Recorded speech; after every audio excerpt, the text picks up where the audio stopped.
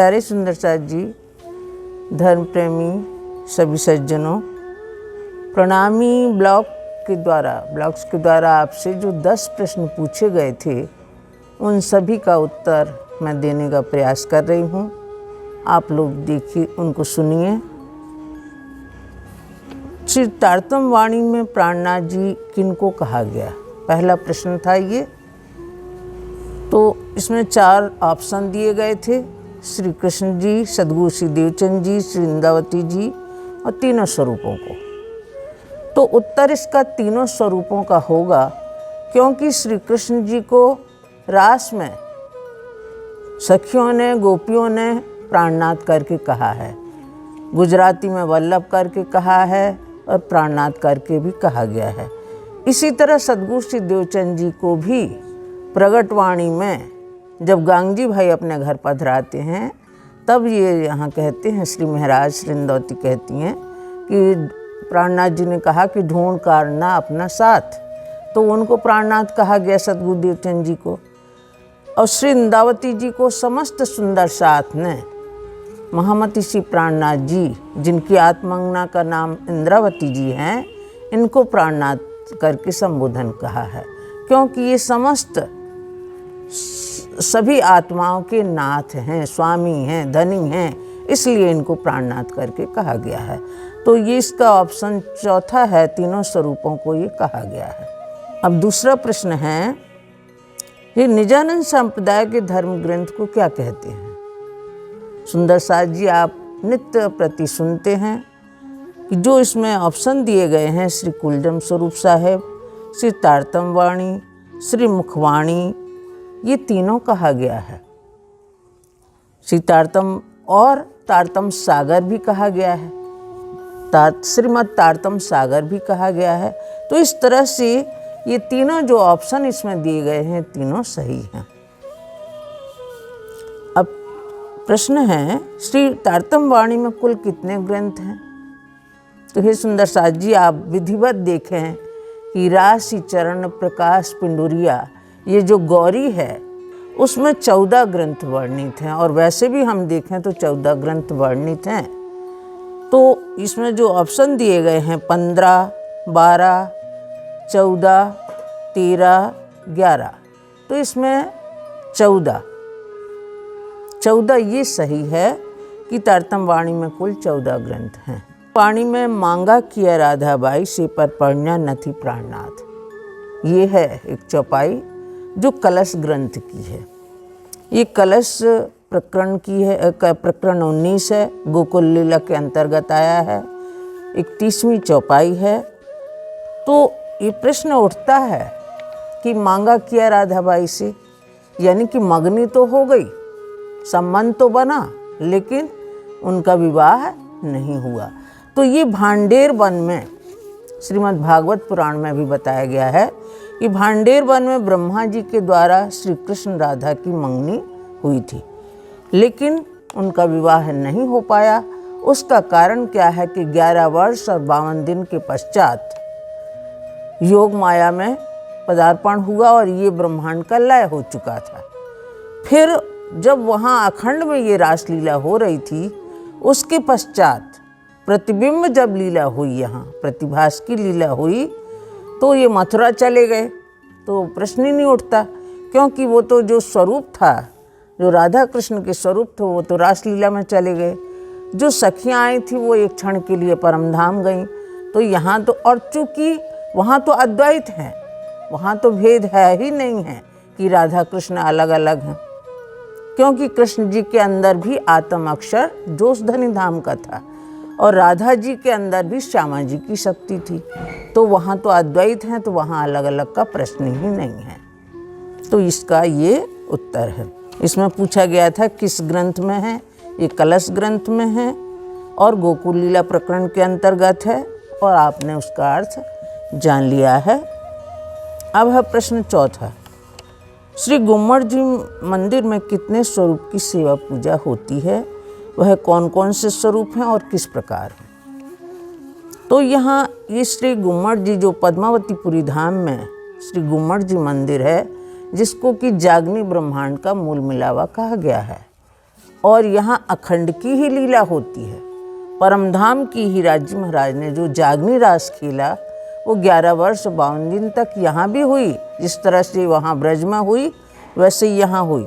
तो यहाँ ब्रज के स्वरूप के भी दर्शन होते हैं क्योंकि बागे की सेवा होती है। रास के स्वरूप मुरली मुकुट की होती है। बरारब के स्वरूप जो रास खेल के आए बरारब शाम, वही कृष्ण की शक्ति वहाँ भी गई मोहम्मद साहब के रूप में। तो उनकी शैली जो वो धारण करते थे, काले और सुनहरी धागे से बनी हुई वो शैली भी धारण करवाई जाती है चारों मंदिरों में। तो इस तरह से और शैली की होती है। और फिर जो महामती श्री प्राणनाथ जी द्वारा जो आवेशवाणी है, तो वो आवेशवाणी जिनको हम श्री स्वरूप साहिब कहते हैं, साहिब का वही स्वरूप है क्योंकि वांग्मय स्वरूप है और वांग्मय स्वरूप का ही हम पठन पाठन चिंतन मनन करते हैं। तो उसकी भी पूजा होती है। और चूँकि ये गुम्मट जी पूरा रंग महल की ही अनुकृति है, उसका ही स्वरूप है। और राजी महाराज भी हमारे महामती श्री प्राणनाथ जी भी नूरी तन से विराजमान हैं गुम्मट जी में। तो इस तरह से पंच स्वरूपों की यहाँ रोज सेवा पूजा होती है। और पंच स्वरूपों का प्रतीक ऊपर पंजा साहेब भी लगा हुआ है। तो इस तरह से यहाँ 5 स्वरूपों के दर्शन हम देखना चाहें तो वो हमें होंगे दर्शन। अब 5वां प्रश्न है, तारतम कितने हैं, कौन कौन से हैं? सब तारतम के नाम लिखना जरूरी है। अब तारतम का यदि हम शाब्दिक अर्थ देखें तो तार तारक मंत्र है, तार चिदघन स्वरूप है, प्रकाशमय है, और तम अंधकार स्वरूप है, अज्ञान अंधकार स्वरूप है। तो अंधकार से प्रकाश की ओर ले जाने वाला, अंधकार अज्ञान से प्रकाश की ओर ले जाने वाला जो मंत्र है वो तारतम मंत्र है। इसके कई स्वरूप हैं। उन स्वरूपों के नाम आप जानिए जो वाणी में जगह जगह पर वर्णित किए गए हैं। पहला है स्वरूप आवेश तारतम है, आवेश तारतम है। दूसरा मंत्र तारतम है। तीसरा निध तारतम है। चौथा तारतम का तारतम है। 5वां तारतम वाणी है। 6वां नूर तारतम है। 7वां लीला तारतम है। और 8वां मूल तारतम है। ये उसके प्रकार हैं, ये उसके विधि हैं तारतम के प्रकार। अब 6वां प्रश्न है, महामती श्री प्राणनाथ जी ने कुल 4 सुंदर साज जी को सेवा का आदेश दिया था। कृपया उन 4 सुंदर साज जी के ही नाम बताएं। कि नाम हैं श्री महाराज छत्रसाल जी जो शाकुंतल सखी के अवतार हैं। उनको हुक्म की शक्ति दी, उनको आदेश दिया था कि यहाँ और मतलब सब जगह सभी स्थानों में ये धर्म प्रचार हो, इसके लिए उनको ये आदेश था, उनको हुक्म की शक्ति दी। लालदास जी को कहा था कि हमारी बीतक अभी तुम्हें नहीं चलना है, हमारी बीतक का कार्य पूर्ण करने के पश्चात ही आप आना। तो उन्होंने बीतक का काम किया पूरा, जो कि पंचमी से प्रारंभ होकर जन्माष्टमी तक पूर्ण होता है। इसी तरह केशवदास जी महाराज को भी स्वरूप साहब का संकलन का कार्य उनके सुपुर्द किया गया था, वो उन्होंने किया। और श्री मुकुंद दास जी को जिनको हम नवरंग स्वामी भी कहते हैं, उनको तारतम की शक्ति दी थी और तारतम का सबको ज्ञान का प्रचार प्रसार करें। तो इस तरह से 4 सुंदर साज जी को ये आदेश दिया गया था। 7वां है, जेती परिक्रमा निज धाम की 7वां स्वरूप श्रीराज, सुसारे परना मिने वास्ते संयन के सुख काज। ऊपर दी गई चौपाई में श्री राज जी के किन 7 स्वरूपों की बात कही गई है? 7 स्वरूप कौन कौन से हैं, सिर्फ यही बताना है।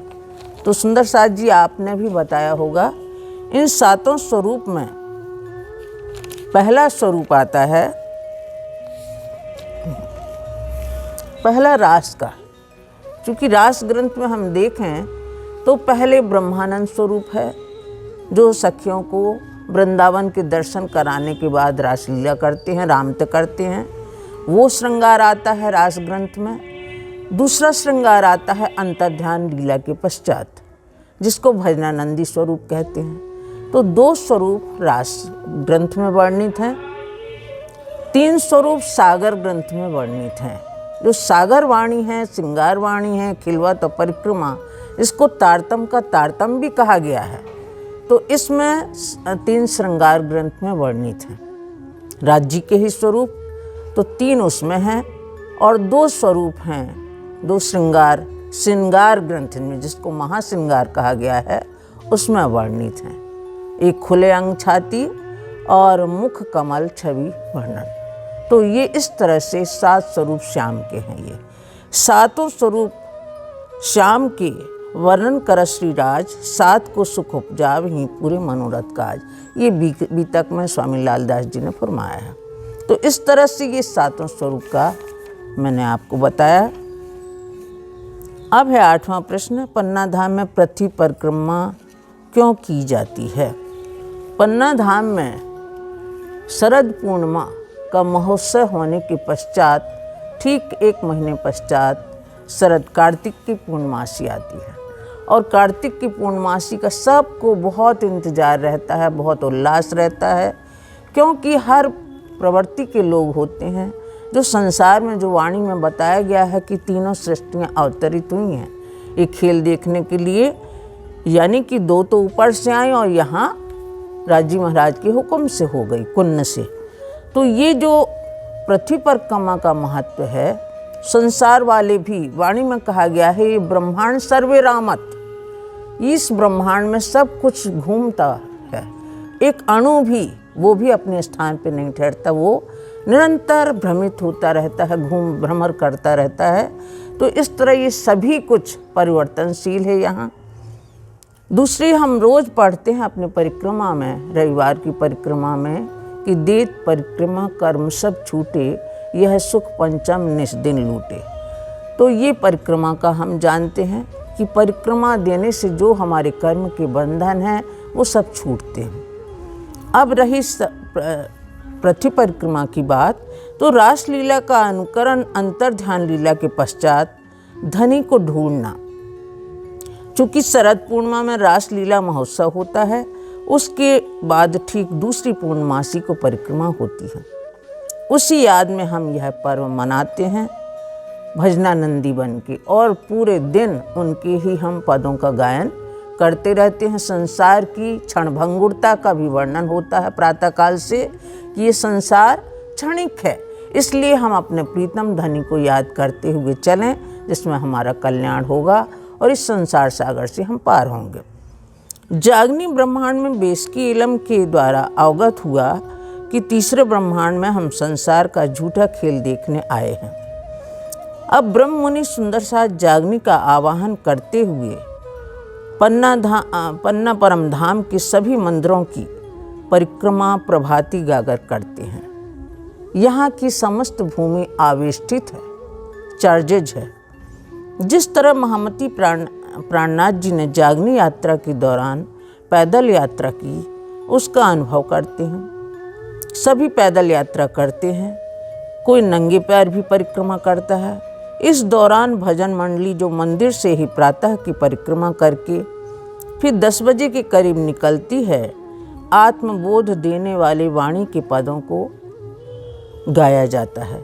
सही परिक्रमा केवल उन्हीं की है जो श्री राज्य का गुणगान करते हुए परिक्रमा करते हैं। प्रतिबिंब रासलीला के दौरान कुमारका सखियाँ जिन्होंने चाह की थी कि हमारे भी ऐसे कृष्ण जी जैसे हमारे पति हों, क्योंकि जो वहाँ का वास्तविक रास का प्रतिबिंब पड़ा अव्याकृत में, तो वहाँ वेद ऋचाओं ने देखा कि अरे ये रासलीला तो बहुत सुंदर है, तो हम भी ऐसे रासलीला में आनंद लें और कृष्ण हमारे पति हों।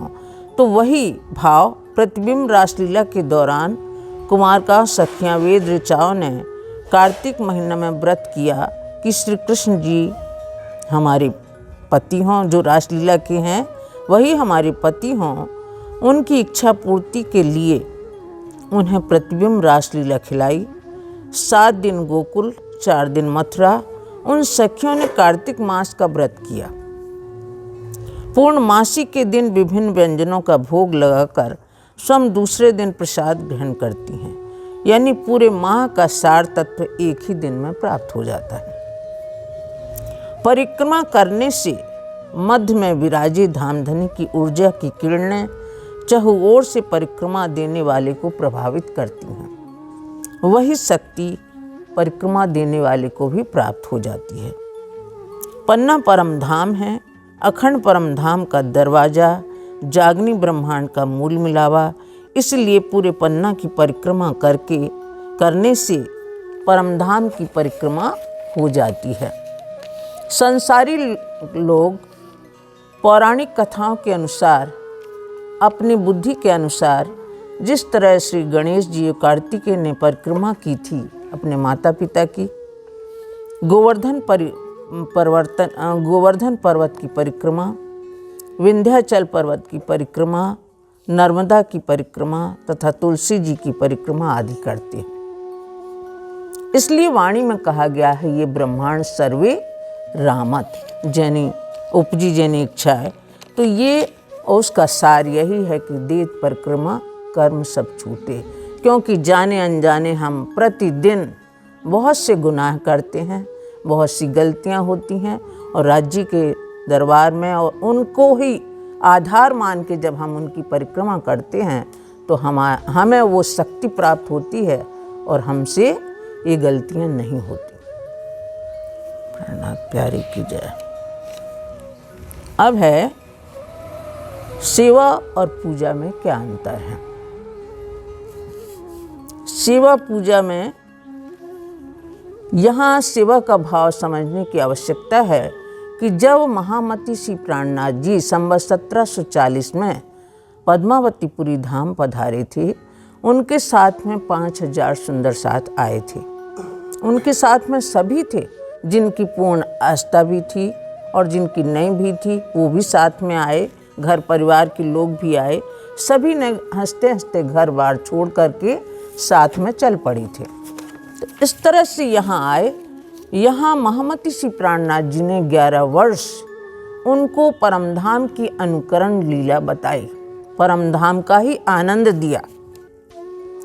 जो ब्रह्ममुनि सुंदर साथ थे, उनने महामती श्री प्राणनाथ जी को ही अपना धाम धनी श्री राज्य मान करके अखंड परमधाम की जो सेवा की थी उस समय, वो भले ही छोटी सी छोटी सेवा हो, भले ही कस बांधने वाली हो, गर्म जलाने वाली हो, अंगीठी जलाने की हो, जितनी भी विभिन्न सेवा प्रातः से रात्रि पर्यंत यानी अष्टपहर 64 घड़ियाँ जितनी भी सेवा होती थी, वो वास्तव में सेवा अखंड की थी। इस संसार की नहीं थी, वो अखंड की सेवा और उनकी अखंड में सम्मिलित हुई। पूजा है जो हम लोग करते हैं अपने मंदिरों में, अपने घरों में, जो भी हमने पधरावनी की हुई है, तो जो हम अखंड की जो वाणी है परमधाम की, वाणी का भाव लेकर के, जो मानसिक पूजा जो बताई गई है वो वाणी का भाव लेकर के और चितवनी करके जो हम पूजा करते हैं, जो वागे वस्त्र पहनाते हैं, जो आरती करते हैं, जो आवाहन करते हैं या भोग लगाते हैं, ये सब पूजा के अंतर्गत आ जाता है। और सेवा में तन मन धन वैसे ही होता है, उसी तरह पूजा में भी हमारा भाव होता है। ये सेवा पूजा में अंतर है। साहिब आए इन जिमी कारज करने 3।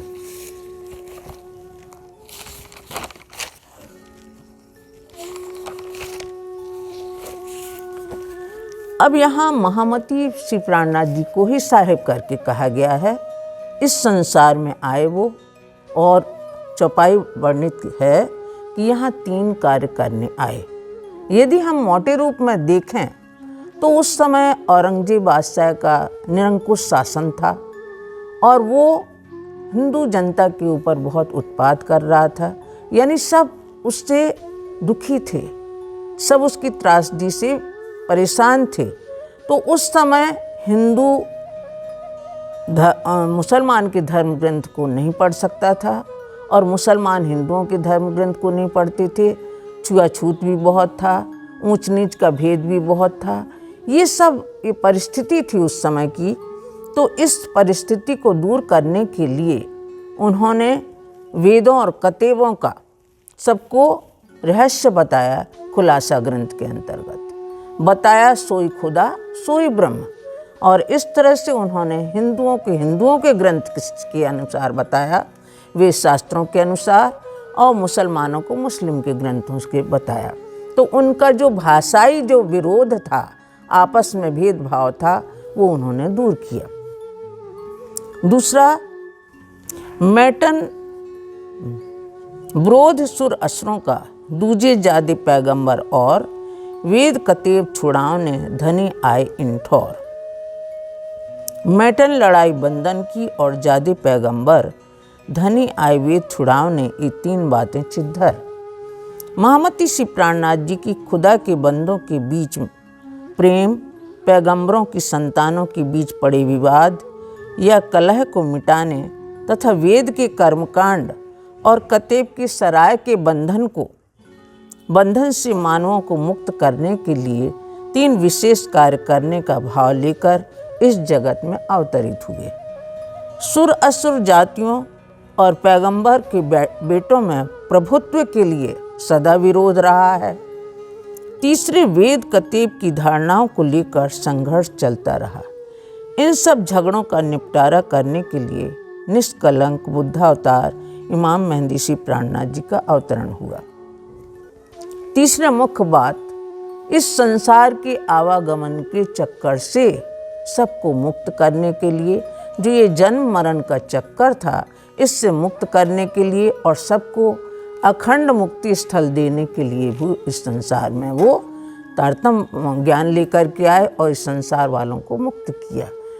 अखंड होशी ये संसार, मुक्त होशी ये संसार, ये इसका सार है इस चौपाई का। प्रणाम सुंदर साथ जी। जैसा कि आप सब जानते हो कि प्रणामी ब्लॉग्स की तरफ से कुछ दिनों पहले कुछ प्रश्न पूछे गए थे। पहले एक प्रश्न पूछा गया था, उसके बाद में 10 प्रश्न पूछे गए थे।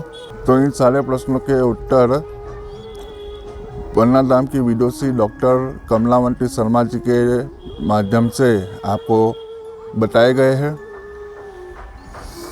इन सारे प्रश्नों के उत्तर बहुत सारे सुंदर साथ ने सही दिए हैं, तो कई सुंदर साथ ने गलत जवाब भी दिए हैं।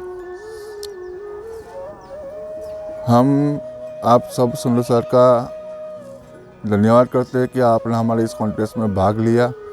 जैसा कि हमने आपको पहले ही बताया था कि जो 10 प्रश्न पूछे गए हैं, उन 10 प्रश्नों के विषय में हमने आपको यह बताया था कि जो सुंदर साथ 10 प्रश्नों के मतलब सारे प्रश्नों के उत्तर सही जवाब देंगे, वह सुंदर साथ विजेता होंगे। मतलब जिन सुंदर साथ ने 10 प्रश्नों के उत्तर सही दिए होंगे वो विजेता होंगे।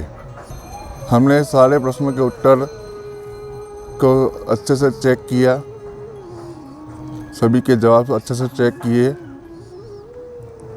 तो इस बार इस कॉन्टेस्ट के अंदर ऐसा कोई भी सुंदर साथ नहीं है जिन्होंने 10 प्रश्नों के उत्तर सही दिए हो।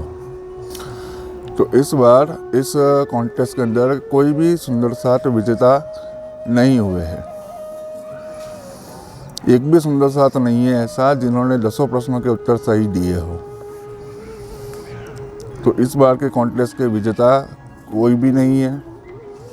आगे हम आशा करते हैं हम आगे जो भी कॉन्टेस्ट करेंगे उसमें कोई ना कोई सुंदर साथ विजेता बनेगा, और आप इसी तरह से हमारे कॉन्टेस्ट में भाग लेते रहेंगे।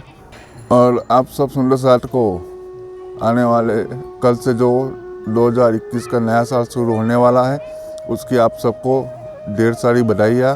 श्री लालजी महाराज की महल आप सबके ऊपर हमेशा बनी रहे, और आप लोग हमारी चैनल प्रणामी ब्लॉग्स के साथ हमारे परिवार का हिस्सा बनकर हमेशा हमारे साथ रहोगे। धन्यवाद, प्रणाम।